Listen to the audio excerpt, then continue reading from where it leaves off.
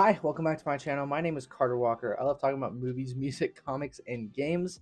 And today, this is my second take of doing a little bit of a review roundup. There's a bunch of movies that I missed in November when they came out, and I got around to checking them out, so I kind of just wanted to round them up and review them real fast. And I apologize if I seem hurried or flustered. I've just been having so many technical issues lately. My last few videos, I had to do voiceover only because my camera wasn't working for some reason, and then my microphones are awful. I'm working on getting new ones. Anyways, review roundup. There were three movies that I missed this month: Next Goal Wins, The Killer, and Napoleon. And I will be talking about them in order of release date. So The Killer, then Next Goal Wins, then Napoleon. I will add timestamps in the description of the video. So if you want to skip to a certain film, you will be able to do so. For The Killer and for Next Goal Wins, I'll be a little freeform, whereas for Napoleon, I'll hopefully kind of narrow down positive, mixed, and negative. And as always, if you've seen any of these movies, if you agree with me, disagree, please let me know down in the comments below. I'd love to hear your thoughts, love to hear your opinions. My favorite thing is having little discussions down in the comments below. It's awesome. It's always fun to read. Anyways, movie number one, I checked out The Killer. I actually watched this when it came out. However, I've been very busy this month. Finally watched The Killer. I watched most of it in one sitting, finished it up the next week. What did I think about it? I loved it. I love David Fincher. He's directed a few of my favorite movies, like The Social Network, Zodiac, Alien 3. What a classic. Obviously, I'm just joking. Alien 3 is a terrible movie. I don't really blame Fincher. But Social Network and Zodiac are among some of my favorite movies of all time. So I was very excited to see what Fincher had up his sleeve for The Killer. And I think he totally delivered. Michael Fassbender gives a great performance here as such a stoic killer who also has kind of a dark sense of humor that I really enjoyed throughout the film. The film is paced very, very well. The score is fantastic by Reznor and Ross. Those guys can do no wrong in my eyes. They're like wizards with those freaking strings, man, and that synth. Oh man, I freaking love those guys. But I thought the movie was very well made. I loved how it was separated into different parts. Fincher, of course, top of his game. Movies this month are all from filmmakers, at least in this video. Filmmakers that have been at it for quite a long time. So technically, everything's marvelous. Of course, you don't expect anything less. I really actually liked Fincher's action sequence here in Florida, where it's the big guy versus the little guy kind of fight trope that you see. Thought it was very well done, very just visceral, very dense, and I just love the way that he helmed that. And I think following the killer here in this world is so interesting. You get a lot of great world building, a lot of great performances as you just see horrific things happen over and over and over again. And this guy is just stone cold, man. He's stone cold. I do think, however, it falters a little bit in the last like 10 minutes. I don't think it totally wrapped up the storyline in a completely satisfying way. And there was a few questions that were left unanswered that I would have liked to have answered. And so that was a little bit of a bummer. However, it doesn't really drag it down too much. This is a movie I very much enjoyed. I can see myself rewatching multiple times, and the performances here, again, were fantastic. I really liked the segment with Tilda Swinton. I think that she did a great job, and just that inner monologue from Fassbender's character really made the movie for me. It made it stand out. Whereas this movie's not very flashy, there's not a ton of action sequences.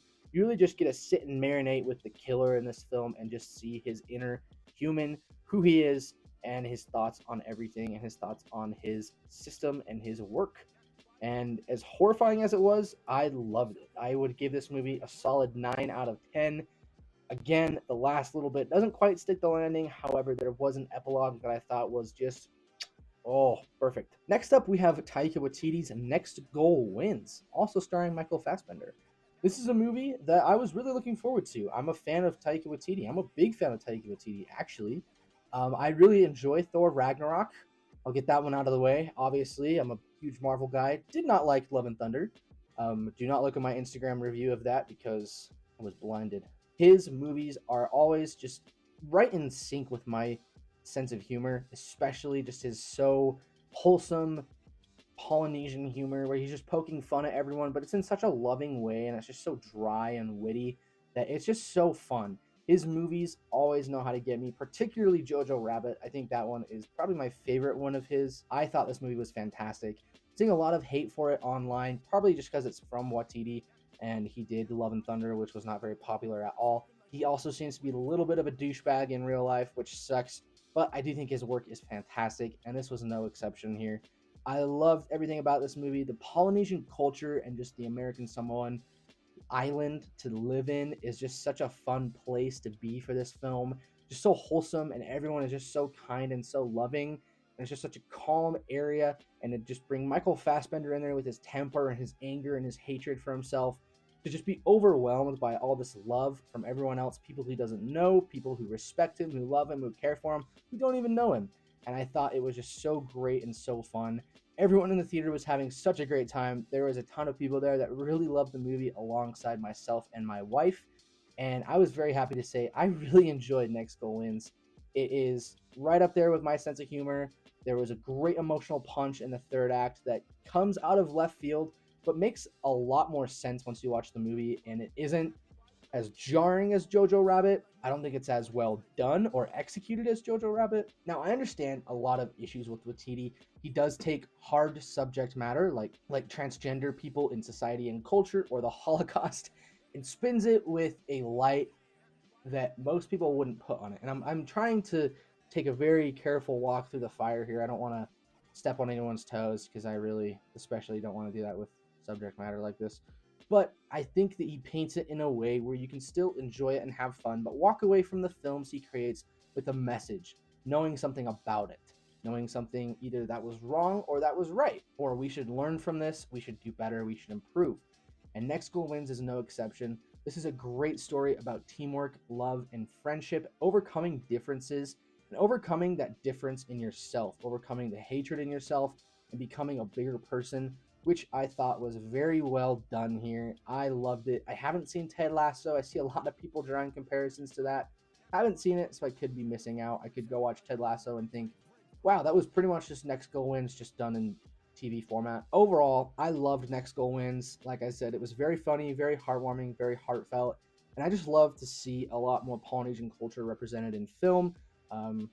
I just loved being able to see that. A lot of people there were really excited about it, so it was pretty cool to see that.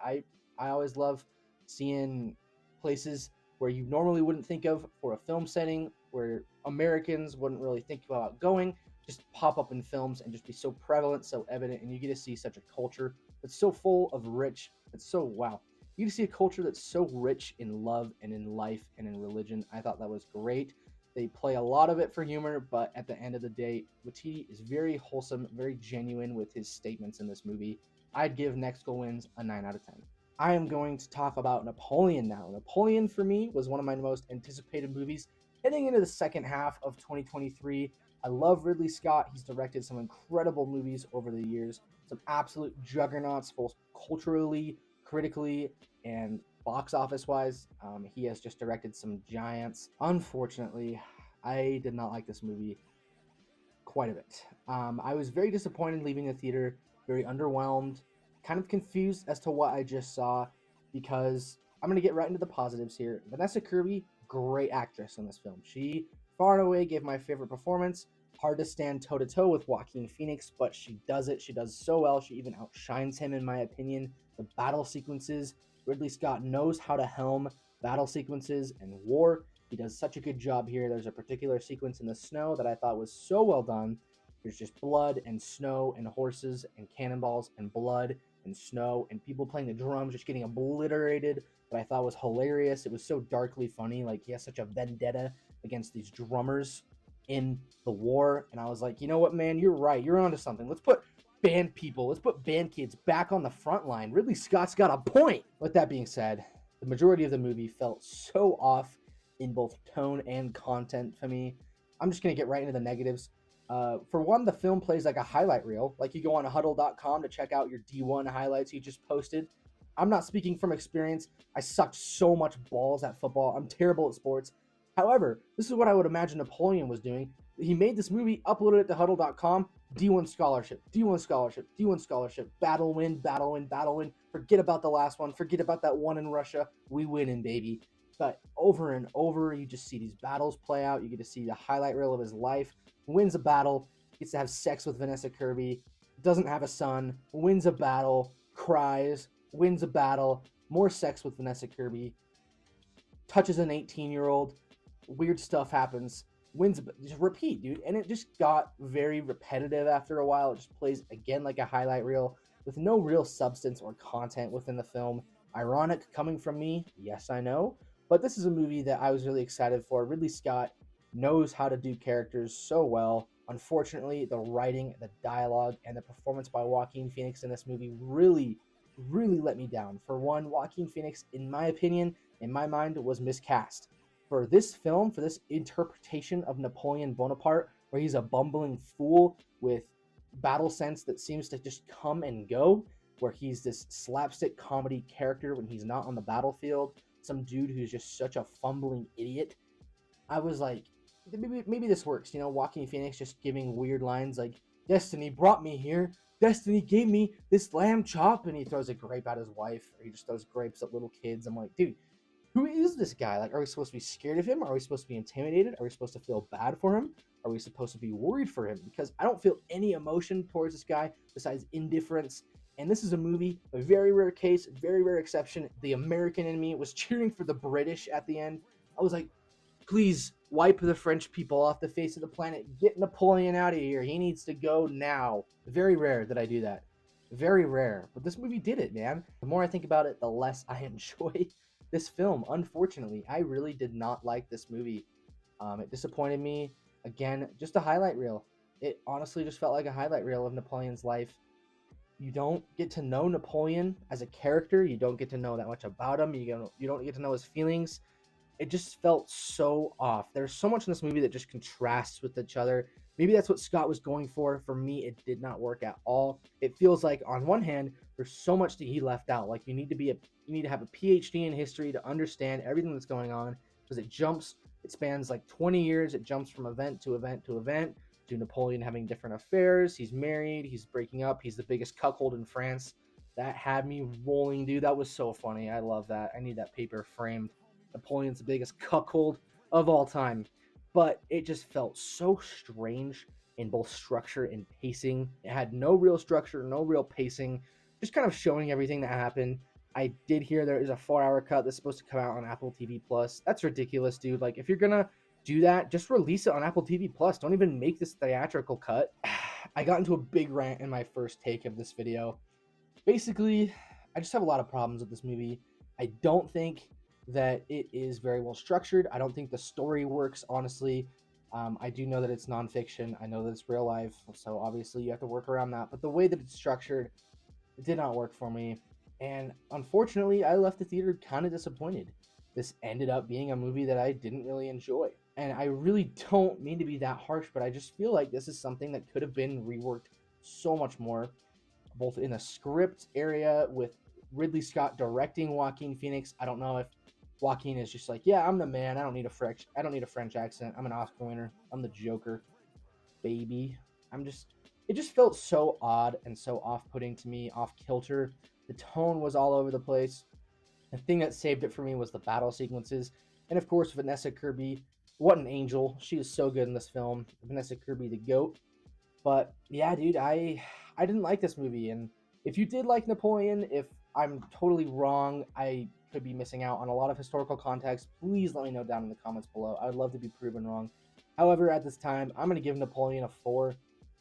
Yeah, I did not like it that much. Is it well made? Of course it's well made. Of course it's well shot, well directed. However, I do think that the individual pieces coming together to form a whole did not work, and it fell pretty flat on its face. Yeah, guys, I didn't like this one. I apologize. I didn't get individual videos and reviews up for these movies, and I'm hoping to get that fixed. However, movies like Violent Night, Godzilla Minus One, Dream, the one about Nicolas Cage and the dreams, those aren't playing near me. Like, I have to drive like an hour to go see them.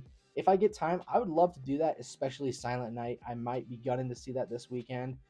However, that's what gets hard about stuff like this, is like I don't get the chance to go do that because I live in a small college town. So that kind of blows. But anyways, what did you guys think about these movies? Again, let me know down in the comments below. If there's any movies you'd like to see me check out and review, please let me know. I would love to do so. But yeah, as always, guys, my name is Carter Walker. Thanks for checking me out. Have a great rest of your day.